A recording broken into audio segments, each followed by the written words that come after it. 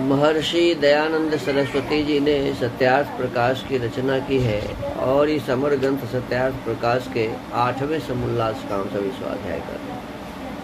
पिछले दिनों बताया गया था ऋग्वेद के मंडल 10 सूक्त 129 के मंत्र 7 में बताया गया था कि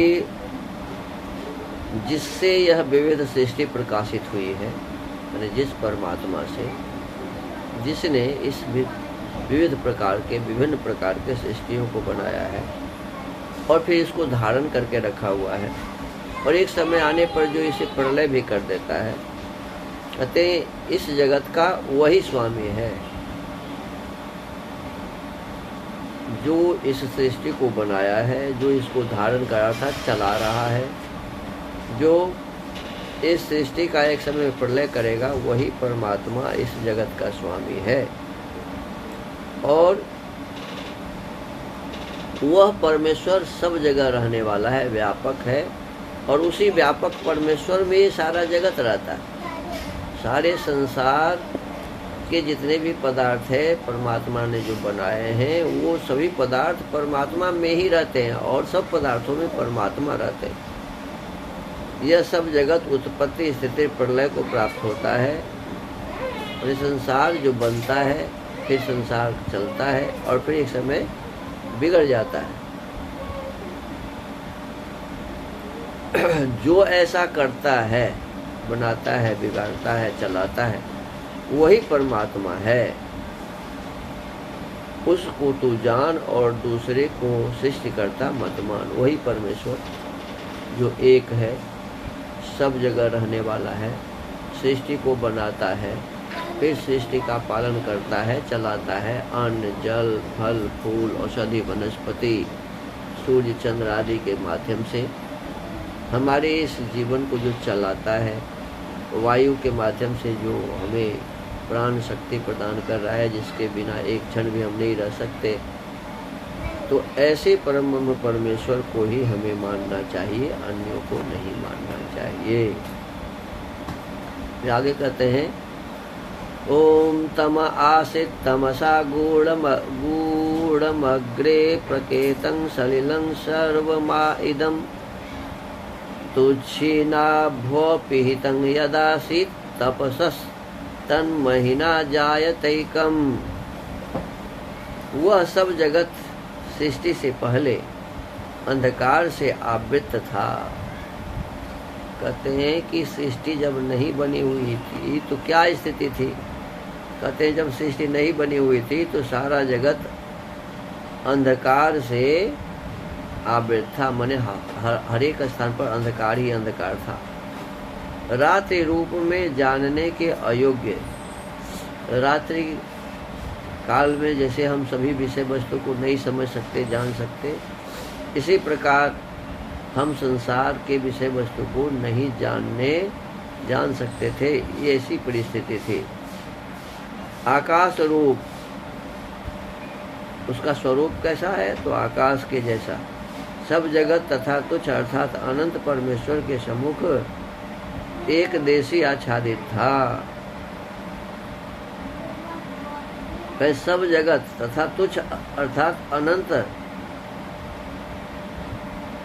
परमेश्वर के सम्मुख, माने संसार में जितने भी पदार्थ है परमेश्वर के सम्मुख एक देशी आच्छादित था। माने एक स्थान, एक देशी का मतलब होता है एक स्थान पर रहने वाला।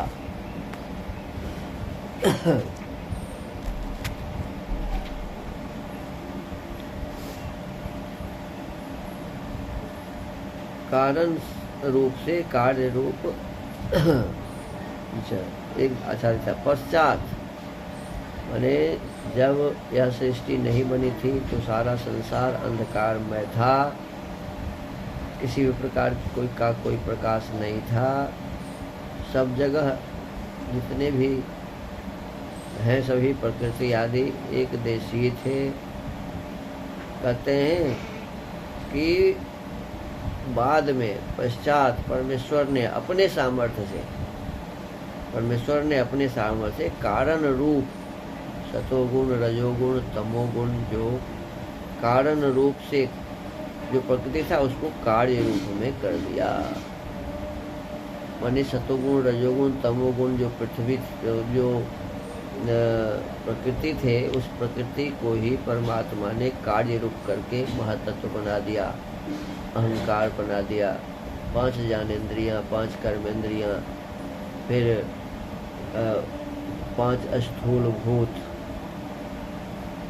फिर 5 सूक्ष्म भूत बनाया, फिर 5 स्थूल भूत बनाया, रूप, रस, गंध, शब्द, स्पर्श, और फिर आकाश, वायु, अग्नि, जल और पृथ्वी, ये सभी बनाए। तो उस परम ब्रह्म परमेश्वर की ही कृपा से इस जगत को आज हम सभी देख रहे हैं। जगत को उन्हीं ने उत्पन्न किया, जगत को उत्पन्न किया है उस परमात्मा। पश्चात परमेश्वर ने अपने सामर्थ्य से कारण रूप से कार्य रूप इस संसार को कर दिया। आगे के मंत्र में कहा है, ओम हिरण्यगर्भः समवर्तताग्रे भूतस्य जातः पतिरेक आसीत् सौदाधार पृथ्वीं द्यामुतेमां कस्मै देवाय हविषा विधेमा। देवी ऋग्वेद के मंत्र मंडल 10 के सूक्त 129 का मंत्र 1 है। इसमें भी कहा गया कि हे मनुष्यों, जो सब सूर्यादि तेजस्वी पदार्थों का आधार है, जितने भी संसार में तेजस्वी पदार्थ दिख रहे हैं, सूर्य, चंद्र और क्या कहते हैं तारे आदि, कहते हैं जो सब सूर्यादि तेजस्वी पदार्थों का आधार है, माने जिसको वही पकड़ के रखा हुआ है, और जो यह जगत हुआ है और होगा, उसका एक अद्वितीय पति परमात्मा, कहते हैं एक ही सबका मालिक है, वह ईश्वर। इस जगत की उत्पत्ति के पूर्व विद्यमान था वह परमात्मा। जब सृष्टि नहीं बनी थी तब भी विद्यमान था। और जिसने पृथ्वी से लेकर सूर्य पर्यंत जगत को उत्पन्न किया है, उस परमात्मा देव की प्रेम से भक्ति किया करें। हम आपको क्या चाहिए? तो जिस परमात्मा ने सूर्य बनाए हैं, जिस परमात्मा ने अनेक प्रकार के पिंड बनाए हैं, जिस परमात्मा ने हमारे इस शरीर को बनाया है, संपूर्ण लोक मात्र को बनाकर सबको जानता है, उस परम ब्रह्म परमेश्वर की ही हमें प्रेम और भक्ति से पूजा करनी चाहिए, उनकी उपासना करनी चाहिए। उन्हीं प्रभु से हमें प्रेम होना चाहिए, उन्हीं की भक्ति हमें करनी। फिर आगे कहते हैं, ओम पुरुष एवेदं सर्वं यद्भूतं यच्च भाव्यं हुतामितत्वस्येषानो यदन्येनातिरोहति। हे मनुष्यों, ये यजुर्वेद अध्याय 31 का मंत्र 2 है। हे मनुष्यों, जो सब में पूर्ण रूप, पूर्ण पुरुष और जो नाश रहित परमात्मा के लिए कहा कि वो सब में पूर्ण रूप से विराजमान है, और जो जिसका कभी नाश नहीं होता, नाश रहित कारण और जीव का स्वामी, जितने भी जीव हैं सबका मालिक, जो पृथ्वी आदि जड़ और जीव से अतिरिक्त है। देखो इस मंत्र में लिखा है कि वह परमात्मा पृथ्वी से भी अलग है। जितने भी जड़ पदार्थ हैं, पृथ्वी, जल, अग्नि, वायु, आकाश, जितने भी जड़ पदार्थ हैं सबसे अलग है। और चेतन जो जीव है, इससे भी परमात्मा अलग है। अब बताइए, कोई कहता है कि परमात्मा से ही जीव बन गया। इसमें कहते हैं कि जीव परमात्मा से भिन्न है, और पृथ्वी आदि पदार्थ भी परमात्मा से भिन्न है। वही पुरुष इस सब भूत, भविष्यत और वर्तमान जगत का बनाने वाला है। जो परमात्मा जीव से अलग है और पृथ्वी आदि पदार्थों से अलग है, पूर्ण है, जो पूर्ण पुरुष है, वही पूर्ण पुरुष परमात्मा ने संसार में जो कुछ भी पहले था, जो भविष्य में होगा, जो वर्तमान समय में है, इन सब का बनाने वाला वही परमेश्वर है। पहले जीव बनाया, अभी भी जो है बनाया हुआ है, जो आगे भी बनाएगा, सब उसी परम ब्रह्म परमेश्वर की कृपा है। सबका बनाने वाला वही परम ब्रह्म परमेश्वर है। तो परमेश्वर ने ही इस सृष्टि को बनाया है। पहले अंधकार वातावरण था सृष्टि से पूर्व, और उसी मूल प्रकृति सतोगुण रजोगुण तमोगुण से परमात्मा ने अपने सामर्थ्य से इस सृष्टि को बनाया है। जो पहले भी बना था उसे भी वही बनाया, जो भविष्य में बनेगा उसको भी वही बनाए, और जब वर्तमान समय में बना हुआ है उसको भी वही बनाते हैं। तो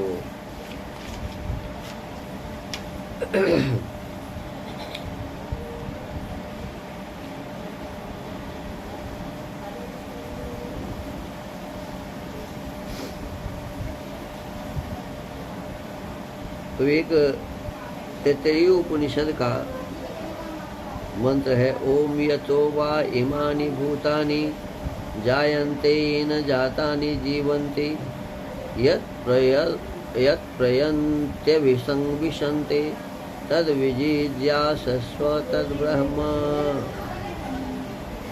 कहते हैं जिस परमात्मा की रचना से ये सब पृथ्व्यादि भूत उत्पन्न होते हैं।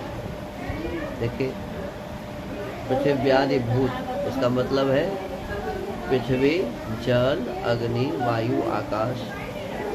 कहते हैं जिस परमात्मा की रचना से ये सब पृथ्व्यादि भूत उत्पन्न होते हैं। जितने भी हम भूत देख रहे हैं सभी उसी ने बनाए। पर पंच सूक्ष्म भूत भी, रूप रस गंध स्पर्श, ये भी उसी ने बनाया। जिस पृथ्व्यादि भूत उत्पन्न होते हैं, जिससे जीते और जिसमें प्रलय को प्राप्त होते हैं। जिस संसार में हम जीवित हैं और एक समय प्रलय को प्राप्त हो जाते हैं, कहते वह ब्रह्म है। जिस परमात्मा की रचना से ये सब पृथ्व्यादि भूत उत्पन्न होते हैं, जिससे जीते और जिसमें प्रलय को प्राप्त होते हैं, वह पर ब्रह्म है। उसके जानने की इच्छा करो। अब उस परम ब्रह्म परमेश्वर को जानने की इच्छा हमें करने के लिए कह रहे हैं। किसको? तो जिसके कारण ये संसार है, जिसके कारण हमारा जीवन चल रहा है, जिसके कारण एक समय में इस संसार का प्रलय हो जाएगा। तो उसी परम ब्रह्म परमेश्वर को हमें जानने की इच्छा करनी चाहिए। फिर आगे शारीरिक सूत्र का एक सूत्र कहते हैं, जन्म आद्य से यतः, ये अध्याय एक का सूत्र 2 है। जिससे इस जगत का जन्म, स्थिति और प्रलय होता है, जन्माद्य से यतः, वही ब्रह्म जानने योग्य है। जो परम ब्रह्म परमेश्वर संसार को बनाता है, चलाता है और एक समय में प्रलय कर देता है, वही परम ब्रह्म परमेश्वर एकमात्र जानने के योग्य है। तो हम सबको उसी को जानना चाहिए। तो आज के इस सत्यार्थ प्रकाश के स्वाध्याय के क्रम को ही विराम देते हैं।